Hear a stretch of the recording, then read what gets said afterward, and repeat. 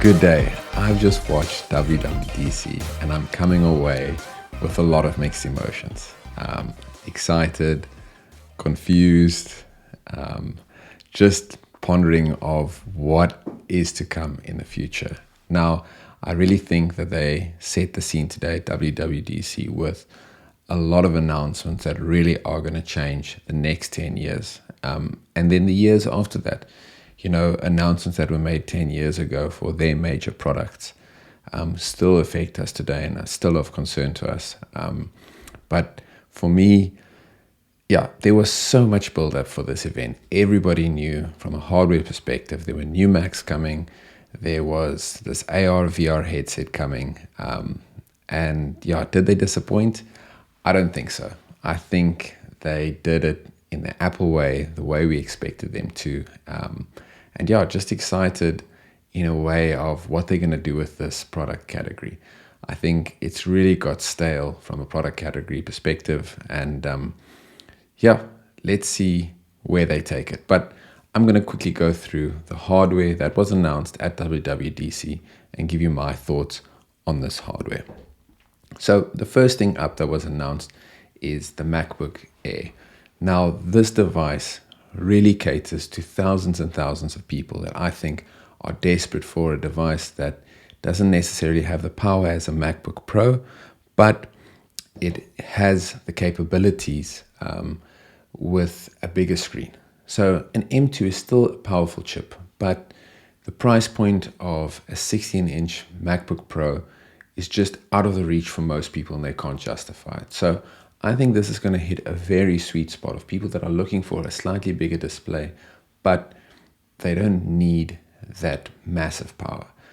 At the same time, like I say, the M2 has more than enough grunt for most people.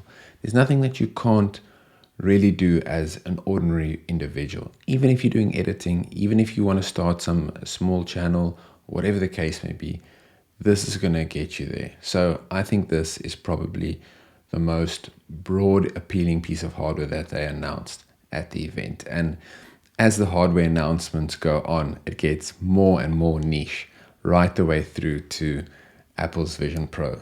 So for me, this device really nails it. And it's going to be the device that I'm going to be referring a lot of people to if they're looking for something of this sort.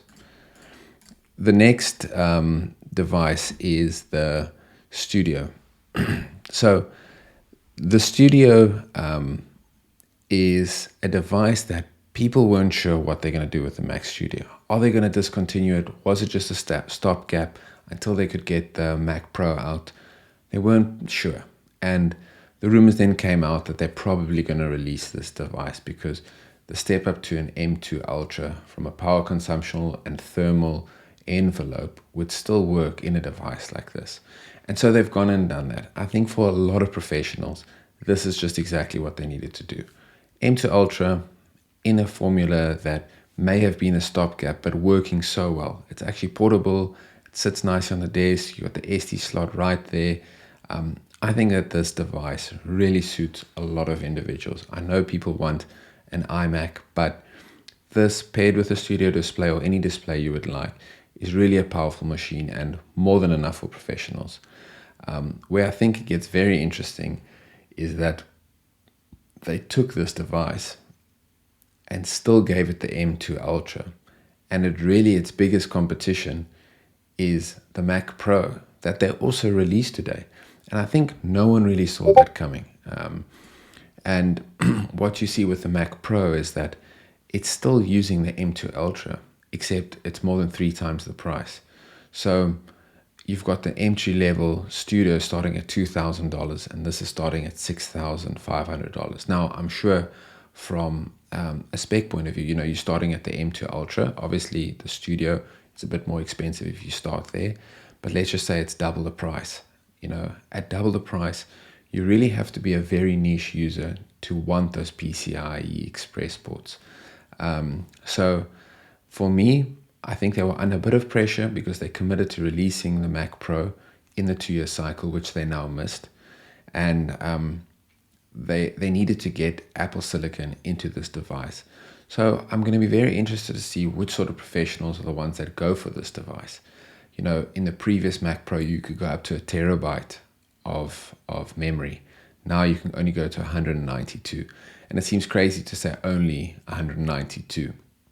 But the one key difference is here is because that is on package, that unified memory, something like your GPU has full access to that. And what you can do with, doing modeling, AI models and programming of that, this machine is going to be an absolute beast. To be able to give a GPU and CPU full access to use that memory however it needs. You don't get that on normal devices, other than enterprise devices. So it's going to be very interesting how people use this and what the uptake is. But I definitely think from a professional perspective, the majority of people are just going to be using, a Mac Studio with an M2 Ultra. So that's really from the standard hardware that we've seen before, really just been refreshed. MacBook Air coming out with a bit of a bigger device. And then the real kicker of the event was obviously this bad boy. Now, for me, again, I can see the use cases from it. And I think that was the toughest thing. Everyone was speculating, what are the use cases going to be for this device going into the event? How are you going to sell something that's most likely going to be $3,000? It ended up being more than that. But as Apple does, they really sold it well. I won't lie. I ended the event and thought, yes, if I had that sort of money just to, buy something on a whim, I would buy this device. But I don't have that money to just buy something on a whim. And I would certainly not trade it for my MacBook Pro 16-inch, with the 64 gigs of RAM, which costs pretty much the same. I do think in time, as more, software comes out, more information, more use cases, developers really get stuck in, I think this is going to be a device that we all start to use. But it's not today. And from what I understand, there is rumors that they're going to be targeting a slightly cheaper version at about half the price, which is still going to be an expensive device, but it will put it in a lot more people's hands. There's a very niche user base, and I think Apple understands that. This didn't really fulfill the vision that they initially had, which was just to have glasses that you would put on your head and you would have an augmented reality experience. Something that, wouldn't detract from day to day. Now, they've gone to extreme lengths to still make this personal device, even displaying your eyes on the front so other people, don't feel like you're completely closed off by it. Those sorts of things that other companies would never go to the lengths of. And maybe that's why we sit with $3,400, $500 device. I can't wait to try one day. I really think it's going to be incredible. And probably the second biggest question mark for me is how comfortable is this going to be wearing from a long-term perspective? We've got an Oculus Quest, and I can say for certain that this device, it looks pretty much archaic next to that. And from a weight perspective, from a comfort perspective, I can't wear the Oculus for more than 30 minutes and my eyes just get so sore. So the use cases that they're pitching with the device is really using this, for hours on end. The only thing I can say is that the display technology that they're using really seems incredible. They've got, for an iPhone, for every pixel on your iPhone display, there's 60 pixels on these displays with a micro OLED. So there's some incredible technology. They've got thousands of patents just on this device alone when developing it. So I think they've really gone for the high end. I definitely think this is a product category defining piece of technology. And yeah, I'm just excited. For me, I would just set it up. I would like to do all my daily, things that I do on my computer, all my software, but just have it in this insane virtual office environment with these massive screens, multitasking like incredibly, and just a natural way of interfacing with all these pieces of software. That's what I would use it for, just to start. But yeah, I'd love to hear what you think your use cases would be for this device. For me, like I say, those are just really some small use cases that couldn't warrant the money. But yeah, I think there are going to be people that warrant the money for this just because they can. And that's how they're going to sell the first 100,000. Initially, they wanted to sell, a couple million, and they've really brought those estimates right down. But having said that, this is Apple, and people do crazy things for Apple. So let's see how it goes. We're only getting their device next year. So in the meantime, I'm sure we'll get a lot more information. I'm sure developers will be more active and more announcements to come. But yeah, I'm just excited. I'm excited. This was a massive event. And like I say, I think it lived up to all the expectations. Please leave your thoughts.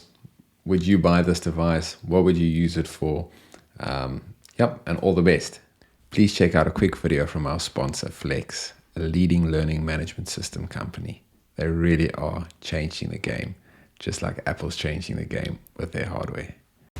The way training businesses are going digital is broken. Legacy learning management systems, manual assessment processes, broken delivery across web and mobile, complex coding, expensive software subscriptions, it all adds up, making it difficult to be competitive and scale. And ultimately, you are left behind. Introducing Flex. Flex's digital training system changes everything. Imagine a new age learning management system, digital assessment tool, and digital portfolio of evidence all in one platform, allowing you to create, deliver, and administer training and learning experiences seamlessly. Flex allows you to create content quickly and easily with built-in authoring tools. Learning content can now be launched in seconds, not days. You'll have the flexibility to offer tailored learning experiences. You can now make learning engaging and interactive. Whether your learners prefer mobile, web, or desktop applications, Flex has got you. Our dynamic learner pathways take learning beyond the traditional linear approach. Use smart push notifications to keep your learners engaged. And with our e-commerce tools, you can easily grow your revenue by selling your learning experiences. Assessing assignments and examinations are now faster and easier than ever before. You can digitally assess and remediate written assignments in a matter of seconds.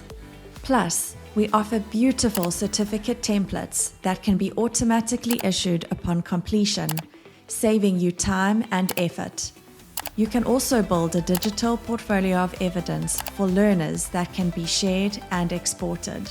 Our first-of-its-kind reports and analytics will help you stay on top of everything and drive success for your business. Flex is the tool that will take your training to the next level. You can increase your revenue and reduce costs and wasted time exponentially. Our engaging user experience is designed to fascinate and engage learners. Flex offers unmatched flexibility and tools to unleash your full potential. Give yourself an unfair advantage and get started with Flex today.